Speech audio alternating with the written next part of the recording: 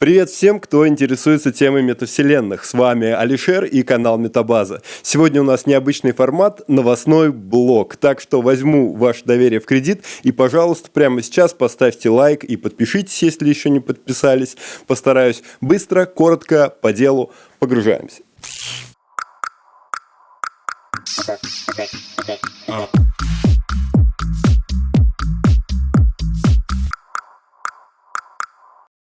Самая милая новость за прошлую неделю. Киану Ривз на интервью о новой части «Матрицы» заявил, что NFT легко подделать.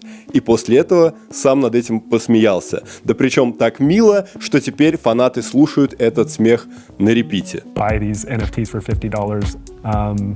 And so like when you think about the concept of digital scarcity and things that are, you know, they can't be copied, that are easily reproduced. Well, but they're not the same. Well, but they're not the same. Well, but they're not the same. Well, but they're not the same. Надеюсь, после интервью нашему Нео объяснили, как работает блокчейн, а у всей криптотусовочки теперь есть отличный материал для мемов. И если Нео только начинает разбираться с NFT, то Украина уже впереди планеты всей. Студия GSC Game World, которая делает Stalker, заявила, что выпустят NFT-токены по одноименной вселенной. В токены засунут неписи, это такие неигровые аватары, и некоторые предметы из игры. У фанатов этой игры уже начались заметные бурления. Им очень не нравится все, что происходит. Они говорят: оставьте наш сталкер в покое. Я считаю, что украинцы молодцы, и стоит сказать, что это первая AAA игра, которая внедряет NFT. Таким образом, ребята обогнали Rockstar, Activision, Беседку и все другие большие компании, которые делают AAA проекты. Я считаю, что зря фанаты бушуют, все в порядке, ничего плохого в том, чтобы иметь даже кусок какой-нибудь земли в виртуальном Чернобыле, нет. Можно будет устраивать вечеринки прямо в реакторе, и ни у кого не подгорит. Сегодня после монтажа я читал новости и обнаружил, что студия, которая собиралась сделать NFT по игре Stalker, отказалась от этой идеи. А все из-за реакции фанатов на Reddit. С одной стороны, конечно, печально, с другой предсказуемо. Такая большая компания вынуждена мириться с мнением своих фанатов, с мнением своих покупателей. И, наверное, тут не хватает образовательного момента, потому что во многих играх есть покупка оружия, покупка шмоток, а когда им предложили действительно получить что-то в собственность в виде NFT, они вот так вот все перевозбудились. Так что будем ждать следующих движений от больших игровых студий. Надеюсь, они произойдут, если не в этом, так в следующем году. Еще одна веселая новость из мира NFT. Владелец NFT с названием «Скучающая обезьяна». Ну, это очень популярные NFT-шки, там очень много картинок, там обезьяны в разных шляпах с разными аксессуарами. Так вот, он захотел ее продать и ошибся. При продаже ввел цену 0,75 эфира вместо 75. Что, соответственно, очень большая разница. И эту NFT мгновенно купил бот. Причем бот заплатил 32 эфира за то, чтобы эта транзакция произошла мгновенно.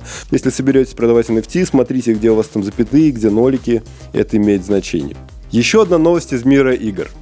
В прошлом выпуске я говорил, что метавселенные сейчас привлекают как энтузиастов, так и мошенников, так и энтузиастов-мошенников, и на горизонте появился Питер Молине, который в свое время был известен тем, что обещал потрясающую игру для Kinect, где вы могли через Kinect взаимодействовать с виртуальным мальчиком, общаться с ним, он должен был следить за вами глазами, отвечать на ваши слова. В общем, это было что-то по тому времени совершенно невероятное, но игра не вышла. 10 лет прошло, игра не вышла. Я, кстати, из-за этой игры купил Kinect в свое время. Этот Питер Молине теперь лезет в метавселенные и сказал, что будет делать бизнес-симулятор на блокчейне с NFT, владением землей. В общем, bullshit бинго. Подумайте 10 раз, прежде чем покупать у Питера что-либо.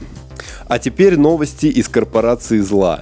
Марк Цукерберг в лучших традициях России 90-х попытался отжать у австралийской художницы Тей Майбауман аккаунт Metaverse на Инстаграме, который она зарегистрировала аж в 2012 году. Ее аккаунт был заблокирован по причине имперсонизации. Кого, интересно, она имперсонизировала в течение 10 лет? Недели переписок со службой поддержки не приводили ни к чему, пока на защиту Тей Май не встала редакция New York Times. Только тогда ее аккаунт вернули и извинились. Этот пример показывает, насколько эфемерно все, чем вы владеете в проектах Марка Цукерберга. Если вы действительно хотите владеть чем-то цифровым, то нужно использовать блокчейн. Есть такой сервис, называется ENS, там можно зарегистрировать домены .eth.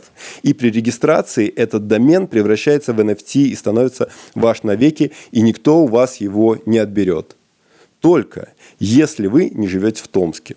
Криптопредприниматели именно из этого города ограбили на 85 биткоинов. Когда он шел к себе домой, к нему подошли неизвестные, угрожали предметом, похожим на пистолет, заявляет МВД, заставили подняться в квартиру, открыть криптобиржу и перевести на их счет 85 биткоинов, что на данный момент 36 миллионов рублей. Если вы криптомиллионер, то зачем вообще вам жить в Томске? Вот меня очень интересует этот вопрос. А чтобы такого не произошло, я вам советую пользоваться железными кошельками, такими как Ledger, Trezor или Keycard, и тогда, даже если вас там прижмут к стенке, и вы зайдете в свою биржу, то грабители увидят там нули. А что плохого с Томском? А зачем криптомиллионеру жить в Томске? Если у тебя есть 36 миллионов долларов, что ты там делаешь? 36 миллионов рублей, ты сказал, нет? Рублей, ну да, но это все равно много. Это все равно достаточно, чтобы начать жить где-то в новом замечательном месте. Ну, хотя бы в Москве тоже могут прижать так же, как и в Томске. Не надо Томска бежать. Хочу и обижаю. У них там гопники, криптогопники. Я не знаю, я не слышал такого еще ни разу, чтобы людей с пистолетом заставляли деньги переводить на бирже. Хорошо, какие выводы можно сделать из этих историй? Да? Про один вывод я уже сказал. Используйте железные кошельки, холодные кошельки. Не верьте Цукербергу, что ваш аккаунт на Инстаграме принадлежит действительно вам. Может произойти все, что угодно. Кто-то может пожаловаться, заблокируют и ваш аккаунт отнимут. И если вы миллионер, то переезжайте в Америку. Именно там находится Федор, который нам сейчас расскажет о новостях образования в мире метавселенных. Федор? Спасибо, Алишер. Да, это Федор, случайный корреспондент Метабаза в Нью-Йорке, непризнанной VR-столицы метавселенной. В рамках своей рубрики Eduverse я буду рассказывать о новостях образования. Как преподаватель английского с 18-летним стажем, всю прошлую неделю я провел, изучая приложения Oculus, которые могут помочь прокачать английский. Самые заметные из них сейчас это Altspace, Immersed и Mondly VR. Честно говоря, я был не особо впечатлен. В процессе моего исследования я наткнулся на преподавателя и работника Apple Эндрю Райт, который строит невероятные миры в метаверсе для преподавателей и учеников. Я постараюсь связаться с Эндрю, взять у него интервью и обязательно расскажу вам об этом на следующей неделе.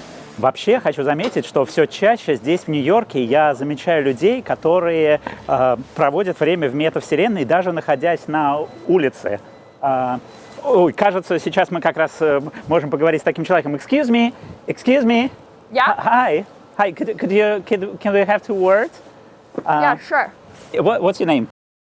Allie, What are you doing? I'm working out. Then I'm gonna go to a meeting, and then I'm going to party later. Oh, well, good luck. Thank you. Это был Федор из Нью-Йорка, специальный корреспондент Метабаза. Спасибо, Федор. Ссылку на аккаунты Федора найдете в описании. А теперь продолжаем с новостями от корпорации зла.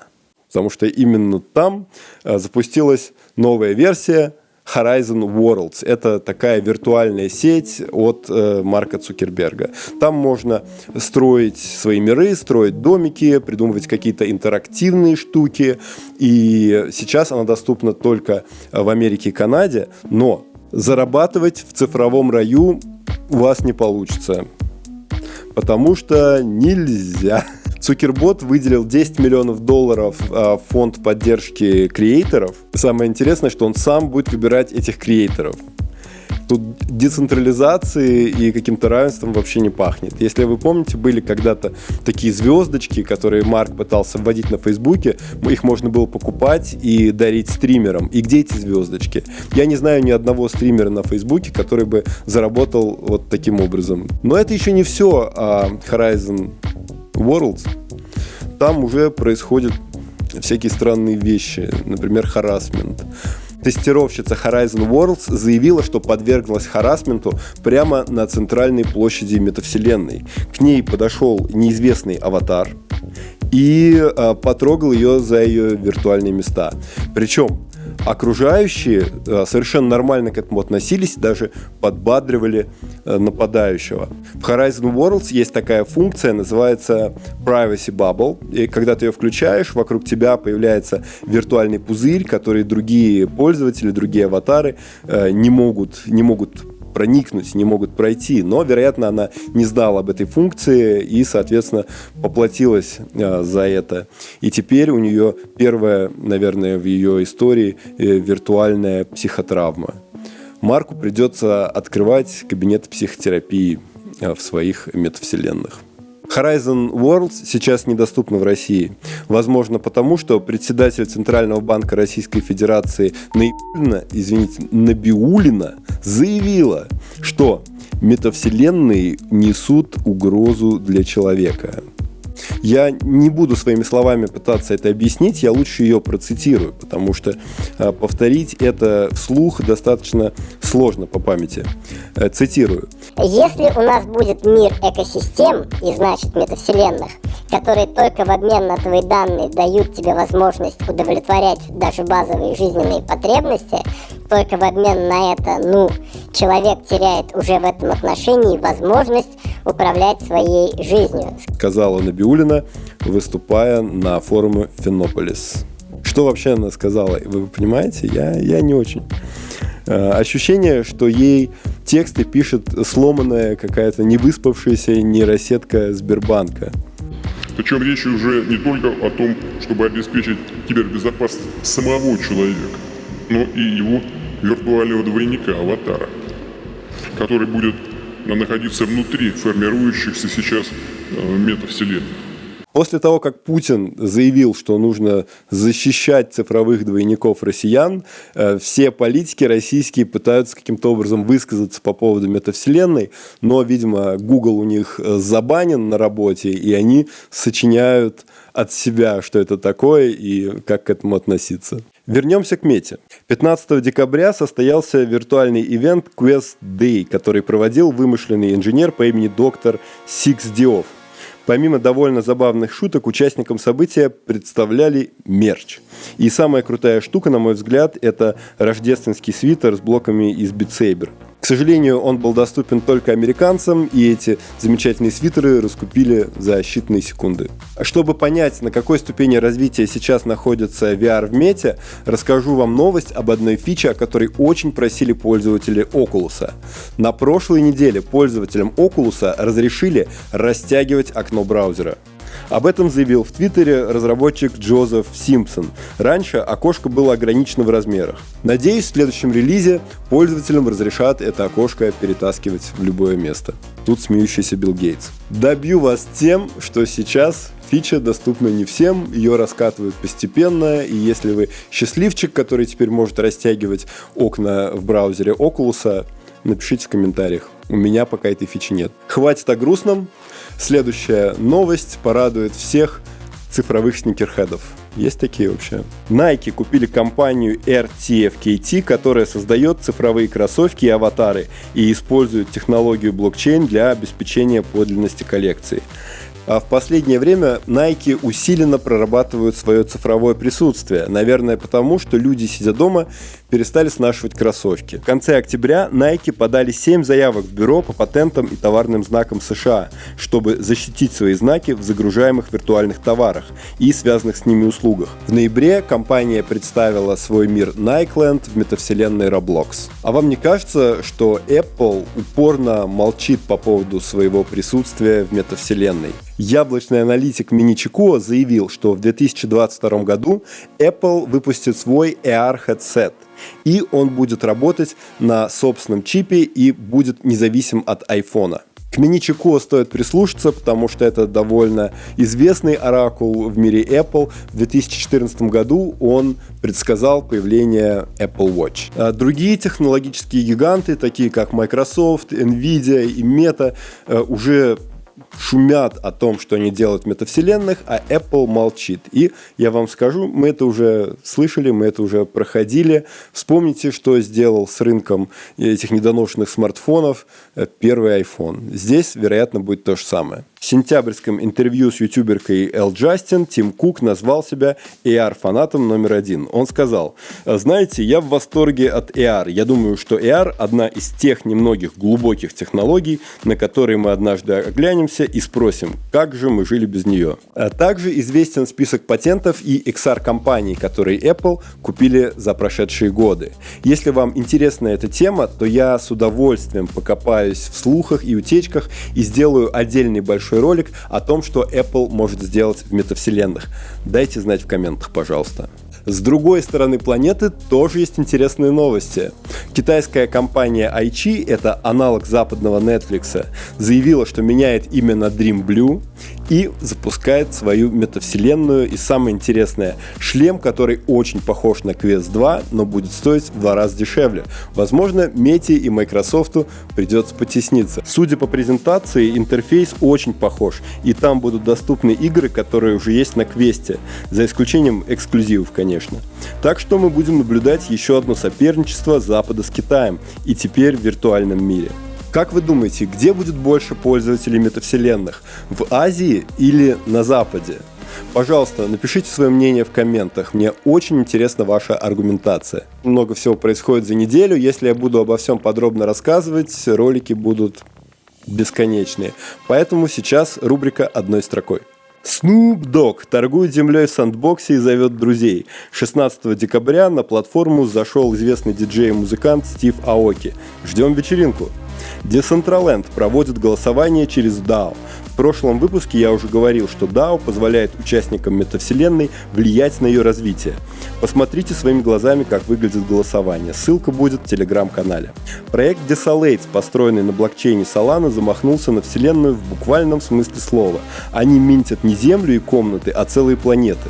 В опубликованном плане есть возможность не только устраивать галереи в космосе, но и кастомизировать планету. Любителям маленького принца must see. Проект Порталы движется к релизу, а пока команда хайпует громкими партнерствами. 15 декабря они рассказали о коллаборации с крупной биржей FTX и показали, как будет выглядеть их комната. Неделя выдалась напряженной, но я уверен, что все самое интересное впереди. Мой канал Метабаза делает свои первые шаги на YouTube, и сейчас очень важно, чтобы вы проявляли активность. Поэтому, пожалуйста, поставьте лайк, подпишитесь и напишите какой-нибудь комментарий.